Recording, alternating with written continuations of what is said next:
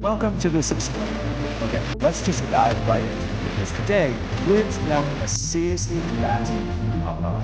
We're talking about that quiet, almost secretive thing your mind does when it builds entire alternate realities from scratch.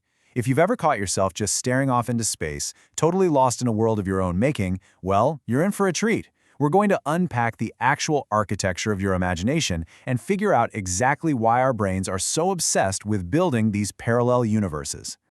So, here's a question for you. Have you ever lived inside a conversation that never actually happened? You know exactly what I mean. You're lying in bed, or maybe you're just standing in the shower, and suddenly, you aren't really there anymore. You're replaying some old argument, but this time you deliver all the perfect lines. You totally win. You are the absolute best, sharpest, wittiest version of yourself. And for a few seconds, it feels so real that you completely lose track of the present moment. But then, snap, you're back in the shower. And you're left with this really strange feeling. Oddly satisfied, sure, but also kinda empty. Now, if you've ever felt that way and instantly wondered if something is wrong with you, I really need you to hear this. You are not broken. Let me repeat that. You are absolutely not broken. This isn't just random, aimless daydreaming, and it is definitely not a sign of weakness. What you're actually doing is engaging a highly sophisticated evolutionary strategy. Your brain has spent millions of years carefully fine-tuning this exact mechanism to help you navigate a really complex world. What's really wild is just how much effort goes into this. When you drift off into these scenarios, you aren't just eating popcorn in the audience. No, you're the writer, you're the director, you're running lighting and sound, and you're the lead actor, all at the exact same time. Think about it. You imagine their exact tone of voice, you visualize the tiny shifts in their facial expressions when you finally drop that flawless comeback.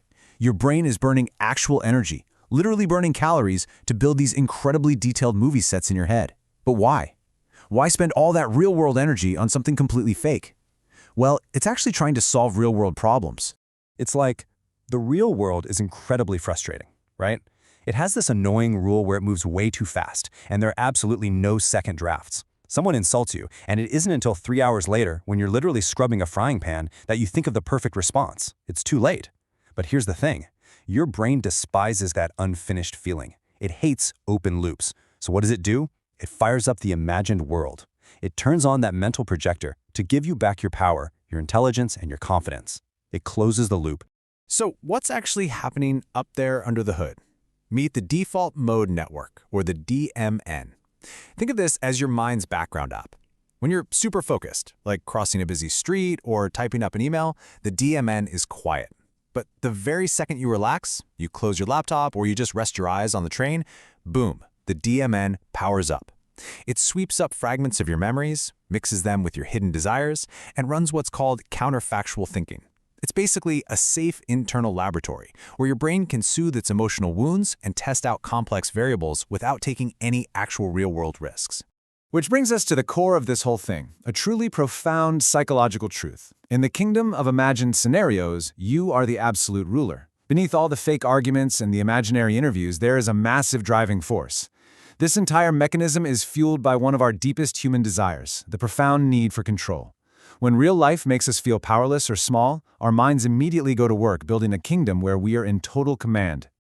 Think about the stark contrast here. Chaotic reality? It's completely out of your hands. It's packed with uncertainty, clashing egos, and frankly, painful rejections. You can't control what people think, and you certainly can't rewind time to unsay something super awkward. But the kingdom of control? Oh, that is absolute safety. You have the perfect script. The people who wronged you finally apologize and show deep regret. You are perfectly, completely understood. It is quite literally the softest place for your mind to land when the real world gets too chaotic. But, and this is a massive but, there is a very dangerous turning point to this evolutionary gift. That simulated future can very quickly become a soft glass cage. And this happens when the line between preparing for reality and substituting reality gets incredibly blurry. See, your brain is a prediction machine. It rehearses to help you survive, but sometimes you rehearse a conversation or a future success so intensely in your own head that the preparation turns into a total substitute for real life. The kingdom becomes a prison. And the price of getting stuck in that soft glass cage? Surprisingly high. First off, your real-world motivation drops to absolutely zero. You might imagine a highly successful version of yourself so vividly that actually sitting down to write the code or do the hard work feels exhausting. Why? Because your brain already feels like you've succeeded. Even worse, your brain isn't great at separating real and imagined emotions. You might literally wake up furious at your partner because of something they did in a dream, punishing an innocent person at the breakfast table for a ghost in your mind. Or you write a perfect romantic script for a new crush and then feel crushing disappointment when they act like a normal, messy human being. So, the million-dollar question: how do we actually escape the simulation? Well, the very first thing you have to understand is that you can never, ever force yourself to just stop thinking. It doesn't work. The more you yell at your brain to stop, the tighter it locks onto those thoughts. So instead of fighting it, we have to work with the mechanism.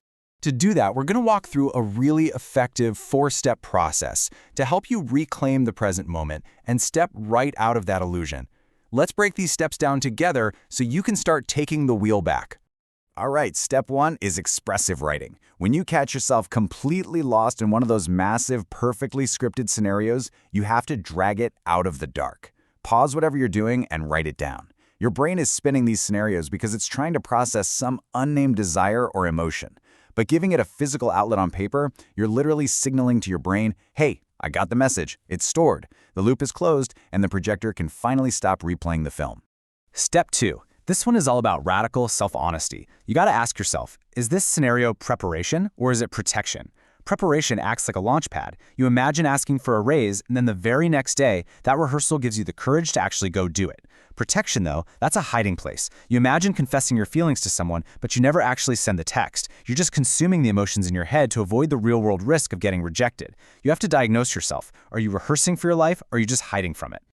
Okay, step 3 is simple, but you have to be strict with it. Set a 10-minute time limit. Look, you don't have to become a Zen monk and eradicate all imagination from your brain. Simulating the future is an amazing gift, but the theater needs closing hours. When a scenario pops up, set a timer for exactly 10 minutes. Go for it. Dive in, be the lead actor. But the absolute second that alarm goes off, the show is over. Lights out.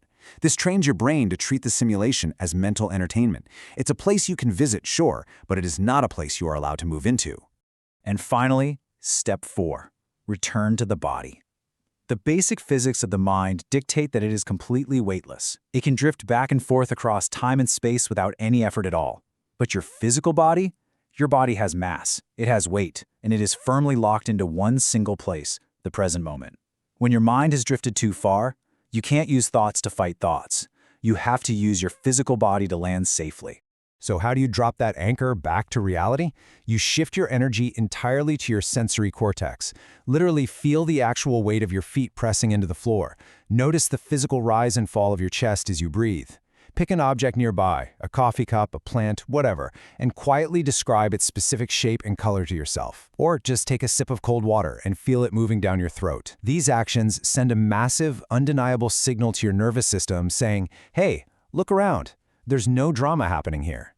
This room, this body, this is reality. As we wrap things up today, I want to leave you with a mental model that I find really calming. Your mind is like a river. Don't waste energy building a dam. Just sit on the shore. The scenarios are going to flow. Sometimes the current is really pleasant, and sometimes it rushes with the pain of the past. You can never stop the river, but you always have the choice to step out, sit on the grassy shore of your own awareness, quietly watch the water flow by, and then turn your back and go live your actual life. Ultimately, it all boils down to this one question. Will you stay safely tucked away in the rehearsal room, or will you step out and film your real life? Yes, the real world is incredibly messy. There's no perfect script, and there are risks out there that will absolutely make your heart race. But the real world also has the touch of skin, genuine tears, breathtaking hugs, and real hard-earned victories. The imperfect, totally unscripted reality is the only thing that can truly fill you up. It's time to step out of the theater. Thank you so much for joining me on this explainer, and I really can't wait to explore more fascinating topics.